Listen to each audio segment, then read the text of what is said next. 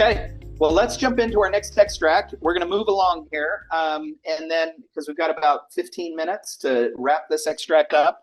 We're excited about this one because it's our first double fold extract, and we're also going to talk about blending vanilla beans. We talked about spirit blending, so let's talk about bean blending here. This one is on page 85 of our book. It's called the Spiced Rum Double Fold Blend Extract, and it's included in the book for this reason. We wanted to introduce the concept of taking two different beans, putting them together in one extract with the same spirit, and then we're also going to talk about double fold. Yep. Right? Yep. So why don't we begin, and then and then we'll talk along the way. Talk along the way. Okay, so because this is double fold, I've got an ounce of, we're going to use our Papua New Guinea beans, and then our other ounce here is going to be our Madagascar. Papua New Guinea has kind of got that light fruity taste, and then the Madagascar gives us that buttery, creamy, the standard vanilla that we're used to tasting. So we wanted to be able to add both of those flavors into one extract. So the specific Papua New Guinea, and I'll talk what you can be weighing them, but the specific Papua New Guinea is the planifolia version. We call this one our Popendetta. And so we like it. There's also the Karima Papua New Guinea, which is our Tahitensis version. The Karima is even more fruity. It's like an Ecuadorian, it's like a Centani, so it's really, really fruity when you get into the Karima. The planifolia has a little bit more of that traditional earthy, but coupled with like undertones of fruit. It's very similar to like a Tongan bean that's also a planifolia bean, but fruity. Why are we using fruity, and why are we using classic Madagascar? The reason is the spiced rum. We're trying to find beans that match the spice of the spiced rum really well. And we know that anytime we use fruity beans, we know that they're going to end up in holiday pies, in fruit tarts, in creams and custards, things that we typically make during the holiday season that are more conducive to fruits. And we want to make sure that there's a little bit of that fruit kick that comes out, right? So that's the reason we chose the two beans. You may like other beans. I think Mexican beans with spiced rum would be wonderful. The Tanzanian beans with spiced rum would be wonderful. At the time of writing the book, we have new beans that have come out even since finishing our edits on the book that might, even be better. So based on your experience, have fun. The Hawaiian beans with a Madagascar bean, or the Hawaiian with a Mexican and a spiced rum would be wonderful. So there's lots of ways you can do it. That's why we chose the two beans we did. And also you can see here that this Madagascar bean, they're not that much different than these are actually Karima. I'm sorry, Popendetta. And then just the size, sometimes the Karima are smaller and sometimes they're bigger. Just like in the store, sometimes you get bananas that are larger and smaller. It just depends on the crop and the farm that we get them from. And Madagascar also can be very large and then smaller at times. So you always really want to make sure that you're weighing these because they all come in different sizes. Yep. Now you're cutting them into really small pieces. Why is that? I'm doing that while you're talking because it takes a bit. I'm cutting them into small pieces because I'm only putting 8 ounces of vodka with this. And so I need spiced rum, right? I'm sorry, spiced rum, yes. Yep. And so we need to make sure that they're all going to be covered. And if I tie them, I've come into problems that it doesn't cover. So I'm going to have a ton of caviar in these. And there's no change outs. This is going to go into the bottle and be here for an entire year. And so this is going to be a very rich double fold extract. And why do we do double fold? Why spend double the amount on one extract and it costs twice as much? Why bother? Yeah, and so that's the question. And even let me take one step back for anyone that's new in our group. So a single fold extract is an extract that follows the FDA standard of 0.83 ounces of vanilla beans, less than 25% moisture content, to every 1 gallon of alcohol. To every 8 ounces of alcohol. So 0.83 ounces of vanilla beans to every 8 ounces or 1 cup of alcohol that's 35%. We round up for ease of remembering, and then also to take into consideration moisture content from grade A vanilla beans for those that use grade A, so the alcohol doesn't get diluted at all. So 1 ounce of beans to 8 ounces of alcohol, that's single fold. So 2 ounces of beans to 8 ounces of alcohol is double fold. So the reason people go double fold instead of single fold, the whole point of extract making is to try to maximize the amount of sweetness in the right amount of moisture content. So if you go to like your very basic recipes with cake, for example, and it calls for 1 teaspoon of extract, you can't add 2 teaspoons because you'll add twice the moisture content, and that will affect the way that your cake turns out. So the question is how much sweetness can we pack on to that 1 teaspoon of vanilla extract to increase sweetness without increasing moisture content of your recipe? And the answer to that is double fold. Some people even do triple fold. And so the result is twice the amount of beans, twice the amount of sweetness. So some people may ask, well, if I've got twice the amount of beans in there, then doesn't it mean that my extract will be ready in half the time? And I think the answer could be yes. But what that means is you spend a lot of money to make a single fold extract in 6 months instead of a year versus waiting the whole 12 months, which we would say is the sweet spot, to get the richness of a double fold. So you're certainly going to get more sweetness faster, and you could probably taste test in 6 months and it would be great. But the whole point of double fold is to get more sweetness. Triple fold, same thing, it's to get more sweetness. Now, when you're considering a double fold, we call a double fold, it's like a multi-ingredient extract. So for the same reason that we cut the beans into really small pieces to make sure that they're fully submerged with the mocha or with the winter spice extract, because you add all those other ingredients, the other ingredient in this is more vanilla beans.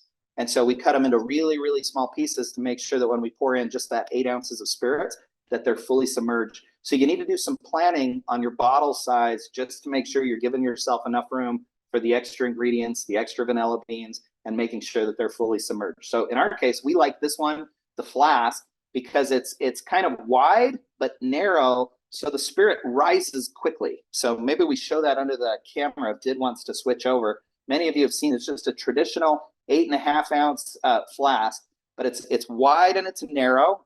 And so it'll fill up quickly and those beans will all be submerged. Yeah, and since I don't have any change outs or anything, I like to put it in a bottle that maybe is going to sit on my counter. So I think I like how these look. And so when I'm finished, I can just put it on the counter, have it next to all of my baking things, and it looks pretty at the same time. Yeah. Right. Form matters. I did come across something. This bean has a tattoo on it. I don't know if you're going to be able to see it. Oh yeah, look at that. Can you see it? Move it a little. Now freeze for a second. Let the camera kind of focus. You can kind of see it right there is where it's at. Maybe turn it a little, see if the light can hit it. It's hard to see. Oh, I was hoping on this this closer up. Yeah, hard to see for it our entirely. newbies to see. But tattoos are the way that farmers will mark their beans. It's kind of like branding a cow. That's what they do with their beans, so that you know where what farm they came from. And it's supposed to be good luck to get one of these. So I guess we're gonna have some good luck, huh? We have a tattoo section on our website that you can look at, and there's a picture of a tattoo, so you can see one a little bit more close up. I know. I'm so bummed you can't see it because I was hoping you could. Yeah, we like seeing the tattoos. And then it just reminds us that all these beans were individually touched by a human at the point of pollination and then at the point of harvesting. That, these things don't just grow and a machine goes through a field and picks them up, and there's no mechanical step through the whole process. These are all humans. So when you see those little dots, it reminds us that there was actually a farmer with like a sharp little thorn that they'll get off of a branch nearby or a toothpick, and they just dot little holes when they're still green to make their tattoos to make sure they don't get stolen. So okay, let's talk about spiced rum. Spiced rum. We're just going to add 8 ounces and 1 cup. Spiced rum. This is actually the only alcohol that we suggest that has a flavor to it. We haven't. And this is just us, but we suggest you stick with, alcohols that don't have artificial flavoring with them. But this is the one exception. This spiced rum has made some really amazing extracts that we use during the holidays. So just to elaborate on that, so these are the problems with flavored alcohols that we see. Most of the time when you get like a flavored vodka or flavored rum, the alcohol content nowadays is a lot less than 35%. The artificial flavors that are added, they'll water it down. And so then you'll get like a coconut rum that's only a 20% ABV. It wasn't always that way, but it seems like it's kind of trending that way. So the first issue with flavored spirits is you just don't have enough alcohol they're not going to extract. The second issue, we thought this early on, we've mentioned this in other lives, but it's important that, we bought like a vanilla Smirnoff and it was 35%. And we're like, well, this is great. We're going to get like double the vanilla. And we got just the opposite. It like the way that the natural vanilla blends with an artificial flavor, it was like metallic. It was really one of the worst extracts that we had ever made. A little off. Yeah.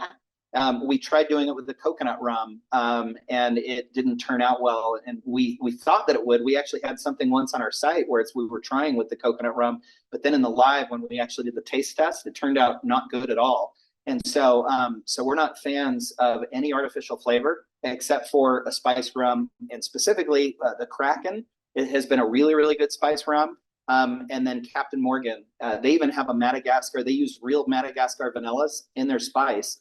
And that blend of the Captain Morgan Madagascar spiced rum with for vanilla extract is good. I heard a rumor that they're discontinuing it. I saw it was still available just the other night at the liquor store. So I don't know if that's the case, but I did hear a rumor that the Captain Morgan spiced rum might be going away. The Kraken, I haven't heard those rumors.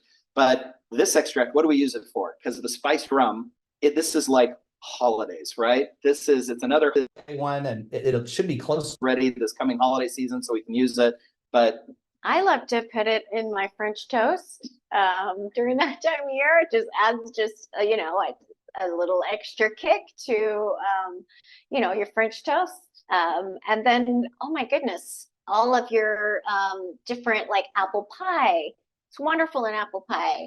Just anything you like that kind of that holiday spice, add that in there. I mean, I put it into banana bread and it adds just a little bit extra, spice to that recipe. Absolutely. So holiday stuff is what we use it for. And so then once we pour, you put your stickers on it, right? Yeah. And that's the last step. And then this is another one today where we're just going to close it up and we'll come back and visit it. We'll come back around the holidays. This is a good example of us not waiting a full year, because I think we'll try to use this one during the holidays. But if we still feel like it's a little too boozy in November, we won't, right? I also want to show you when I'm finished here that this is an 8.5 ounce jar. And I've got quite a bit of room left in the top, even after. There's my date. So I'm just going to put that on the bottom. And now I know. Spiced rum. I put the page number of the book, so it just makes it easy for me to reference. And then, of course, the day on the bottom that I started. But look how much is left here. I'm only about here. Just because, and this we found out, just because the bottle says 8.5 ounces, doesn't mean that 8.5 ounces is up to here. I bet you we could probably even get another ounce or a little bit more into this bottle.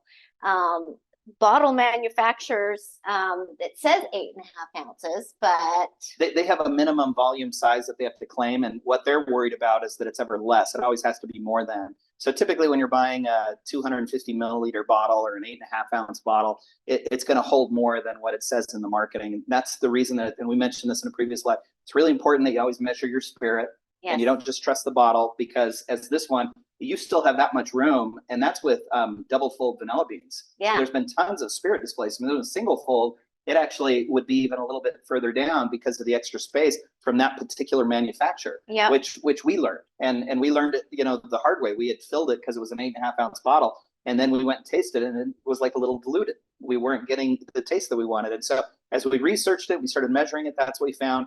And that's not rocket science. It's something we should always be doing. Just always weigh your beans, always measure your spirits. That'll increase the likelihood that your extract turns out perfect when you're ready to use it, right? Well, we're human, and whenever you can skip a step when you think you're doing it the right way, we do, and then we learn, right? Whoops, that isn't quite what we thought it was. That isn't quite what we thought it was.